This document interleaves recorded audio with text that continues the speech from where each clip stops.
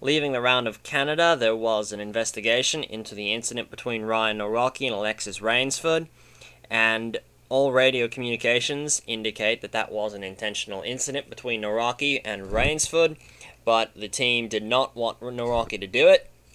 As a result, the team pulled the 32 car from the entry list and booted Norocki out of the seat.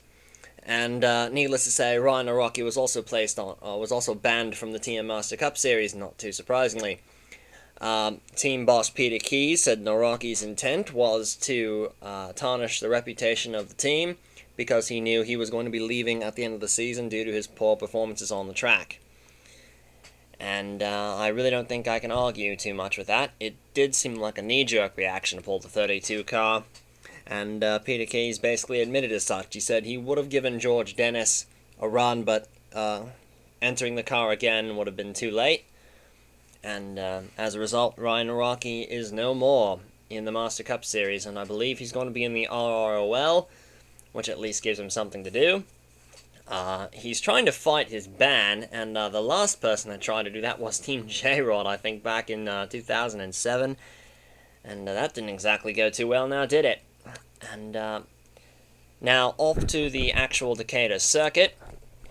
This is a track that's about as long as Koyala, but the lap times are about 30 seconds shorter. The Grand Straight has this very impressive sort of plexiglass dome over it. It's sort of like a tunnel going into the Snake, which is turns 1 and 2. Down the Girard Straight, underneath the museum, going into Tyson's Bend. There's a lot of incidents happening in the Snake, down Girard's Bend and to Tyson's Bend, down the Girard Straight rather, and into Tyson's Bend. That entire part of the track has seen many, many incidents. Then there's the climb up the hill. We saw a big accident in pre-qualifying where Christian Jeffries and Rob Jones got together, and Jeffries went barrel rolling about 20 or 30 times. We do hope the best for Christian Jeffries. And then there's the famous hill corner where there's also a large probability of incidents. Of course, up until last year, the TM Lights used an access road through there that would cut into Farmer Strait, but of course that access road deemed unsafe in and of itself. And then going down the hill through turn 10 around the garbage dump, which is of course a landfill, hence, the name garbage dump, down the descent, and into turn 12, down the very long Farmer's Strait, into turn 13. We've seen some incidents there in the past, through turn 14, and then into the gateway, down the Grand Straight once again.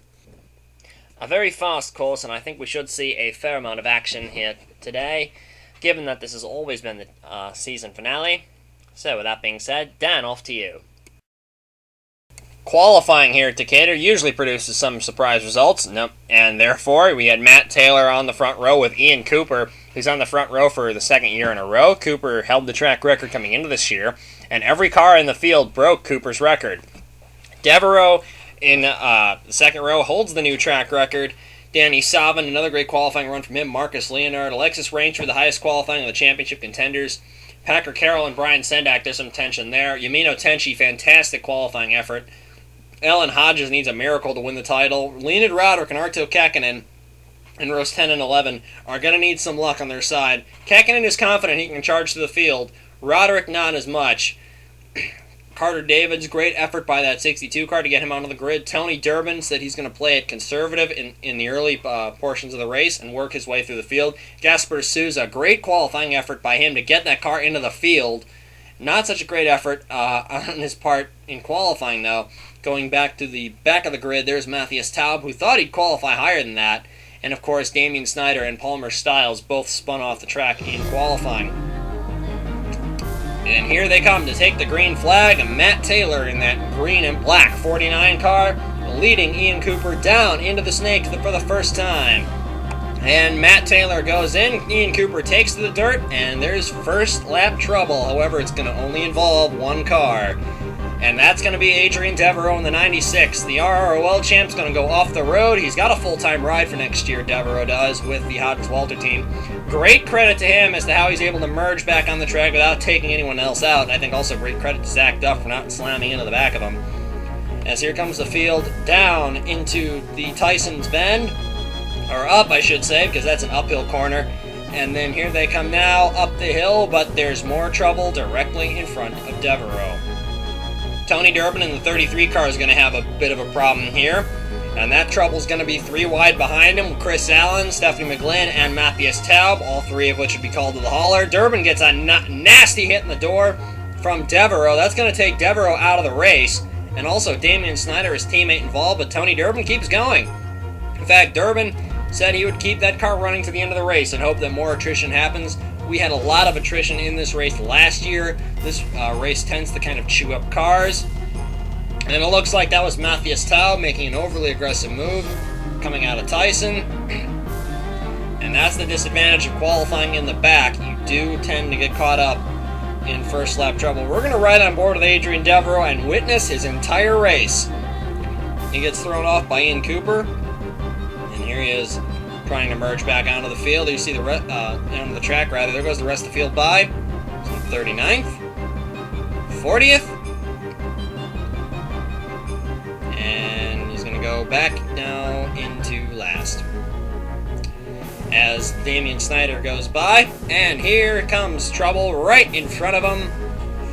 There's the spinning 33 car. Nowhere to go. Devereaux hard into the side of Durbin. And Devereaux goes out of the race early on in the going. What a shame for him, because Devereaux was convinced he could get a top 5 out of today if he just avoided the first lap trouble. There's more first lap trouble, by the way. This is Chris Anderson in the 42 car, former RROL driver, who I believe hasn't really been driving anything in 2 years. He's going to get thrown off the road here by Scott Bates and Gasper D'Souza, and Chris Anderson goes off early in the going. Looks like Ashby tried to throw a block there on Bates, and everything just went to madness right after that. Scott Bates has historically not gone well here at the Decatur Raceway. And here comes the field down the front straightaway, the Grand Straight to complete the first lap. Matt Taylor in the lead, then Stuart Sandoval, Cooper, Alexis, Roth, Tosius Savin. Then it is Roswell, Tenchi, Sendak, Gary Edwards, Delgado, Nasova, Roderick. I think I missed somebody in there. As they all come down the Grand Straightaway and into the Snake once again. Here comes Matt Taylor in there on the beginning of lap 2, goes in a bit too fast. Taylor slides off in the end of the first lap and into the Delano signs once again. Well, Matt Taylor's not had much luck in those signs up there. He's hit them a number of times, not only over the course of the weekend, but over the course of his career. Stuart Sandoval makes a mistake, goes onto the dirt. Ian Cooper says thank you very much and takes over the lead of the race. And then in the further back in the field, here's Leonid Roderick getting into the back of Rosenstretter and turning Stan Rosenstretter around early on in the race as well. Beginning of lap 2. Roderick, a very aggressive move there to try to hold position, and he just punts Rosenstretter right off the track. Here's Ian Cooper back in the front of the field. Sandoval going to lose a spot to Alexis Rainsford in the 27. Behind Sandoval is Roth in the 39. Roth will be back with that team next year. Here they come up the hill. Up towards the hill, up the climb. Cooper still in the lead. Here they come. Alexis able to gain a little bit on him. Here's Yamino Tenchi, the Japanese GT driver, making her debut in the TM Master Cup Series with the Star Motorsports team. Speaking of Ian Cooper, he recommended Tenchi to this team, and they put her in a 4th car. Tenchi qualified it. He's running pretty well so far, I'd have to say. Tenchi will be driving full-time for this team in 2010, and it'll be great to see Tenchi with bringing all her Japanese GT experience into this series. And here is Stuart Sandoval having a nice run on Alexis Rainsford, and they're going to play a little bit of bumper tag, it appears. However, apparently Sandoval trying to get Rainsford out of the way, Rainsford not moving. Rainsford being able to hold on to that car. Now here's an interesting rear shot from Rainsford's car. Well, I got some nice advertising for STS and the 4 Systems car, which sponsors Sandoval's entry. They, of course, will be leaving at the end of 2010. Where they'll be going, we don't yet know. And, of course, get a nice shot of the front end of the STS, even though it is in black. Here's Gasper D'Souza, the very patriotic Portuguese driver in that 75 car. 4th car for Alan Hodges. His race is gonna end early. He's gonna pull in front of Ross Peterson, even though it doesn't look like it from that camera angle. and hit the wall over there, and that is going to be the end of D'Souza's race. It's rather unfortunate because he did a great job just to put this car into the show. Unfortunately, it has to end so early. Looks like he's just lost the position to Whitmore and tries to merge back in the line, and he doesn't realize that the 47 car is already there. So an unfortunate racing deal is going to take Gaspar D'Souza out, and that's a shame for him because he was very impressive. Here's Ian Cooper taking to the dirt. However, you're going to notice in a minute that Alexis Rainsford is going to gain a lot of ground on him because Rainsford was not that close to him at the beginning of the lap. Here's Chris Anderson again. He and Stan Rosenstrader are battling for the also-important position of 37th. He's going to block Rosenstrader a little bit. Rosenstrader's not going to appreciate it, throw him into the wall, and give Chris Anderson some time to sign some autographs with the fans in those buses over there. And here comes Rosenstrader. We're going to have an onboard look. Looks like Anderson's all over the place.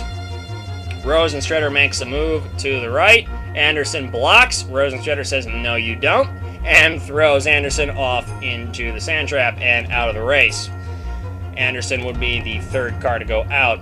Looks like Rosie ran a little wide anyway, but looked like that was maybe a bit too many blocks, and looked like Rosenstrader kind of felt justified in dumping him off the road. Ian Cooper again running into the dirt, and that is costing him a lot of time because Rainsford, Sandoval, and Roth are all catching him.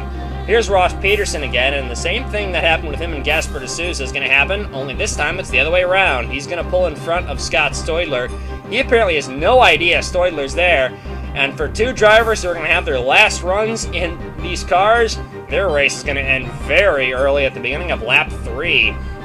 So Ross Peterson, who's going to be leaving to go prototype racing in Europe, and Scott Stoidler, who's going to go join Camelot Racing next season with the new Tremwell car, are going to both go out of the race very early on, and that is going to be very disappointing for both of those drivers. Here's Alexis Rainsford and Ian Cooper, two teammates racing hard for the lead. Cooper, before the race, said that if Alexis wanted to win the championship, he's not going to move over and let her go. Cooper, of course, not believing in team orders, and good on him for that. He's making Rainsford work for it, and Rainsford, at the time, said she appreciated that very much, didn't want to be handed a championship. Don't know who would, really. Here we are a little further back. Brian Sendak is who we're on board with in car number 40. He will be leaving this team as well. He's going to be driving for National Racing, which will be called Team SAR USA for next year. He'll be driving the 4th car for them on a part-time basis. But Sendak wants a race-winning car. You can see a great battle in front of him. Dale Roswell, Yamino Tenchi, Alonso Tosia, and Danny Savin, who just ran a little wide there. Of course, Brian Sendak currently running just outside the top 10. Here's Carter Davids in the 62 car. He's a CRL driver. Nobody expected him to qualify, and well, he did. He's currently running 25th here on lap 6. A great effort by Carter Davids in that underfunded operation. Arto Käkkinen had been storming his way through the field. However, Arto had been making a lot of very reckless passing moves on some people and appeared to be ruffling some people's feathers. Zelda Ashby in particular was not too impressed with the move that Arto had made on her a lap ago.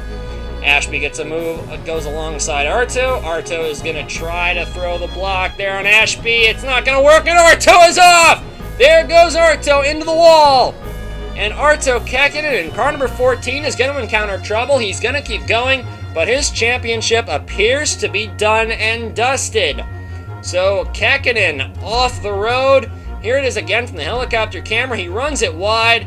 Ashby doesn't give him any room, and Arto Käkkinen off the road, but not out of the race. Here's Ian Cooper in the 2 car. That mark on the side is from Adrian Devereaux on the first lap. Alexis runs into the back of her teammate. Of course, Cooper will be leaving this team as well to join the Team EFR squad. So, wanting to have a nice last run for them. And here they come down Farmer Straight. Alexis goes a little wide there. Lauren Roth all over the back of that 27 car. Now here's where Ian Cooper is going to lose time. Runs over the curbs, whereas Alexis makes that turn clean. Rainsford's going to gain a ton of ground here on the 2 car. She's going to make the move coming up into the Tyson's Bend, and she's going to be able to sweep down onto the inside and clear Ian Cooper without much of a fight. Very well set up move by Alexis. Now here's Packer Carroll in the 48 car. He's going to make a move to pit on lap 7, way earlier than everyone else. Kurt Pliskin in the 16 decided he's going to mimic Carroll's strategy along with Scott Bates. Now here is Tony Durbin, who's a lap down, and here's Ian Cooper trying to make a move around Rainsford, who's going to use Durbin to help him.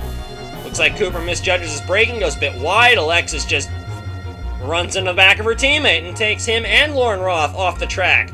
Rainsford deciding a championship is more important than team loyalty, apparently, at the moment, and just throwing Ian Cooper right off the road. Bit too aggressive on Alexis Rainsford's part, and her team owner, Cyril Volpe, probably not too happy with that. She's going to lose the lead also to Stuart Sandoval as Tony Durbin pulls off into the distance. Durbin is not on the lead lap anymore, or at least he won't after Sandoval gets by him. And Durbin a little slow there. Whoa, looks like Durbin and Sandoval try to go in the same spot. Looked like Durbin didn't know that Sandoval was there and what he wanted to do. Tony Durbin is apparently a very confused back marker at the moment because it doesn't look like he knows what he wants to do right at this moment. He's all over the place. Oh! Contact between Durbin and Sandoval, and then there you go, right into Rainsford. Does not look like Durbin knew what he wanted to do. Just got a little bit confused and caused a big almost catastrophe there, and almost still got one of his championship rivals, Alexis Rainsford, in that 27 car. Looks like Sandoval may have even gotten a bit aggressive there and tried to run Durbin off the road. So Sandoval not happy with him, and of course now everyone going all around Durbin on every side. He doesn't really have anywhere to go, it looks like, so Durbin not having the best of runs, and he's not gone terribly well here at Decatur anyway, so it looks like things are going from bad to worse for Tony, and looked like he just had a bit of a brain fart there, to put it very impolitely. Now, this is a difficult incident to explain. Tony Durbin, Ethan Everett, and Zelda Ashby. Again, this is an incident. It looks like Durbin just makes a mistake. It looks like he doesn't think Everett's going to have enough time to clear him. However, Everett comes in there, and then Zelda Ashby in the 55 car does not slow down at all. So that was probably going to be an incident even if Tony Durbin wasn't there. Ashby was going so fast into the corner that she was going to hit the 21 car of Ethan Everett anyway. And that was probably doing Ethan Everett a favor because he was dropping through the order very, very quickly. And it doesn't look like Everett's race is going to get any better. So Ethan Everett goes out, Zelda Ashby goes out, but Tony Durbin keeps going. And here comes the field into the pits on the end of lap 10. Rainsford and Tenchi are currently battling for the lead. Tenchi made up a lot of positions coming into the pits. Tony Durbin was apologetic over the radio to Ethan Everett, to Zelda Ashby, and to a lot of the other teams that he was causing problems to. Very gentleman of Tony Durbin. I should probably point out that Alexis Rainsford wasn't one of those drivers that he got in the radio to. Here's the running order after the pits. Rainsford is in the lead, Arto's a lap down, Rosenstrutter's a lap down. Saab in third, then Sandoval and Tosia. Brian Sendak, Gary Edwards, Roswell, Hodges, Nasova, Leonard, McGlynn, Delgado, Whitmore, Krikorian, Roderick, Eisenman, Taylor, and then everyone else. There's Chris Allen and Carter Davids, and then Zach Duff still in the lead lap, but a bit off the pace. Here's Arto Kekkonen in the 14 car, and Arto's not going to be nearly as gracious of a back marker once you see this coming into the snake. Oh, Tenchi runs a little wide, and Arto hooks the back of the 56 and turns her right around. After a dazzling run, Emino Tenchi's not quite going to come to an end, but it's going to be hampered significantly by Arto Kekkonen turning the 56 car around. Excuse me there. And Emino Tenchi rejoins there. Here's Alan Hodges and Yulia Nasova. Hodges brakes too late, spins of his own accord, and into the wall on the other side. Doesn't take anyone with him, but Alan Hodges not been having a very good run so far. He'd been working his way towards the front of the field, but he just hadn't been showing too much pace. Here comes Danny Saab in the 91 car. Of course, Alan Hodges made up a lot of ground in the pits, I should probably point out, in case that my earlier statement did sound a bit contradictory. Danny Saab would be running in the third position in that 91 car. He hasn't won anything since the end of 2006. Here's Arto Kekkonen, Stuart Sandoval, and Alonso Tosia. Arto holding up Sandoval and Tosia. There would be a one-finger salute coming from the 77 car. Arto is fighting for a championship, but looks like he just got caught in a bad spot, but it's easy to understand why the leaders would get annoyed by a back marker, even when that back marker is fighting for a championship. Arto could be a rookie champion, he could be, but it doesn't look like that's going to happen unless a lot more trouble happens at the front. Here is Gary Edwards in the 8, following Alan Hodges in the 13. Of course, Edwards is currently running just outside the top 10. Hodges is a lap down already. And here they come up the hill. Alan Hodges now is not going to give Gary Edwards a whole lot of room. And another one-finger salute's probably going to be coming from that 8 car. I wouldn't be surprised. However, it looks like Edwards makes a bit of a piece of brain fade here of his own. And that is going to take him out of the race, ironically enough. Here's Ian Cooper and Brian Sendak trying to fight for, well, not even for position, just for position on the racetrack. And Brian Sendak gets tired of a lapped car being in his way and dumps him off the road. So Ian Cooper in that 2 car has some time to sign some autographs with those people in the buses over there. Rainsford way out in front now over Danny Savin in second. Here's the green car. There's Savin. And then that's Alonso Tosia in right behind him. And then Stuart Sandoval. Taylor's a lap down. McGlynn, Sendak. Delgado is a lap down. Scott Bates in the 88 car is a lap down. So is Lewis Kingston. Leonid Roderick is on the lead lap, so that's going to be a pretty big gap there. And then, where's Taub? Here he comes. Matthias Taub, Marcus Leonard, and Drew Eisenman have pretty much held station, although that has been a battle for position there. Then Rachel Rainsford, Dale Roswell, and everyone else. Here's Lauren Roth in the 39 and Carter Davids in the 62. They're going to have a bit of contact here. Of course, these 2 cars are fighting for position even though they're off the lead lap. Roth goes up into the garbage dump, spins the car, but he continues on. However, right in front of the leaders is probably not the best place for 2 back markers to fight for position. So it looks like that the Lauren Roth's day not going so well either. Alexis Rainsford dives into the pits. Is going to be the first of the leaders to do so. Going to give Danny Savin in the 91 car the lead for a little bit, and Savin's going to lead this lap. Of course, Danny Savin has not won a race since the end of 2006, so he's going to be looking to win again, especially since this team won't even be running full-time next year. But Danny Savin does have a ride lined up. But coming out of the pits on lap 31, Danny Savin is in the lead, Rainsford is second, then Alonso Tosia is in third. Stuart Sandoval is in 4th. In 5th is Stephanie McGlynn in the 52 car. Mike Whitmore not in contention. In 6th place, waiting, Leonid Roderick. Alan Hodges not in contention. Then Tenchi and DeSova in 7th and 8th. And then right behind him, Drew Eisenman, Matthias Taub, Brian Sendak in the 40. Then Marcus Leonard, Roswell, Rachel Rainsford, Damian Snyder's not in the lead lap. Neither is Packer Carroll. Chris Allen is on the lead lap, I believe. Duff and Durbin are not on the lead lap, I don't think. Well, Durbin I know is not on the lead lap. Delgado is a lap down. Kekkonen is a few laps down. And then here's going to be Carter Davids in the 62 car, and Chris Johans, who's run a very anonymous race, Kurt Pliskin, and Stan Rosenstrader. Now this, it looks like a bad situation to be in. 2 lapped cars, 3 leaders. If there's anyone you want to be taken out of the way, who do you want it to be? The 2 back markers, and that's exactly what happens as Alan Hodges and Arto Kekkonen go off the track. At this point, Alan Hodges thought he was honor-bound to park it, and he promptly did so after, well, doing a weird little dance in front of the Delano signs with that car. And here comes the Palmer Styles car. He's going to get a little help from Drew Eisenman. Eisenman, no mood to be held up by a back marker, throws the 34 off the road. Palmer, this is his last race in that car. He will go off to drive for himself next year on a part-time basis. And here's that situation with Hodges and Kekkonen. They're fighting for position, and here come the leaders.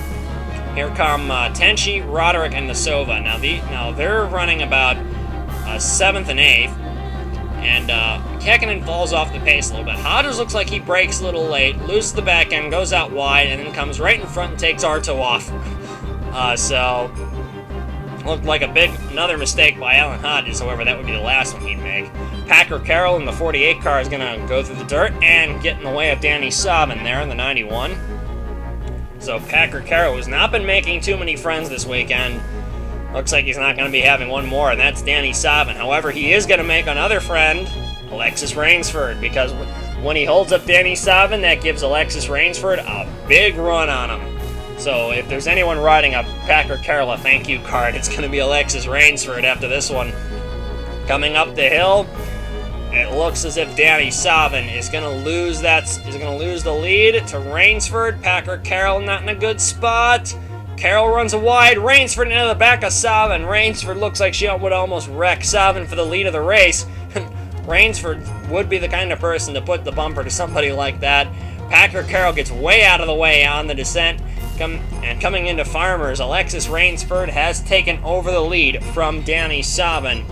As they leave the Farmers straight into turn 13, Alexis Rainsford is going to pull away a little bit, and then one lap later, looks like Savin's going to get one back, because Damian Snyder in car number 11 is going to be his saving grace, because he's going to get hold up Rainsford, give Savin a run. But not only that, he's going to give him his old margin back, because he gets into Rainsford, they both go into the grass, Rainsford comes back onto the track. However, Danny Savin in the 91 is going to go right on by both of them and pull away just a little bit, leaving Damian Snyder between. Chris Allen, the 7 car in the background, you see there, went off the track all by himself. No contact there. So, Alexis Rainsford losing a lot of ground on Danny Savin and would not be terribly happy with Damian Snyder in the 11 car.